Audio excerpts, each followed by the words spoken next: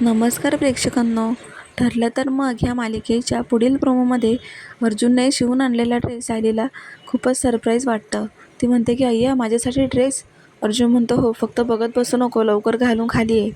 आता सायली तो ड्रेस घालते आणि सायलीचं ते सौंदर्य पाहून अर्जुन तिच्याकडे एकटक पाहतच राहतो आणि भानच हरपतो. त्याच वेळेला आता नेमकं रविराज आणि प्रतिमा ह्या दोघांची एंट्री होते. ते दोघं अचानक आलेले असतात आणि सायलीला अशा लुकमध्ये पाहून ते खूपच खुश होतात. तेव्हा आता प्रतिमा त्या सायलीसमोर उभं राहतात आणि म्हणतात की सायली, किती छान दिसतेस गं तू. हा ड्रेस तुझ्यावर खूपच उठून दिसतोय. कारण ती साडी असते प्रतिमा त्यांची. रविराज पण आता सायलीच्या समोर उभे राहतात. त्यांच्या डोळ्यात पाणी येतं. ते म्हणतात की सायली, पुढचा जन्म होईल की नाही माहिती नाही, पण पुढच्या जन्मी तूच आमच्या घरात मुलगी म्हणून जन्माला आलीस तर आम्हाला खूप छान वाटेल. त्यावेळेला सायलीला खूप भरून येतं. ती रडायला लागते आणि याचं सगळं क्रेडिट आता ती अर्जुनला देते. कारण अर्जुनमुळेच मी हा ड्रेस घालू शकली आणि सगळ्यांचं कौतुकसुद्धा बघू शकली. त्यामुळे प्रेक्षकांनो आता सायलीला खरोखर आता भास व्हायला लागलं की रविराज आणि प्रतिमा त्याच माझे आईवडील आहेत की काय.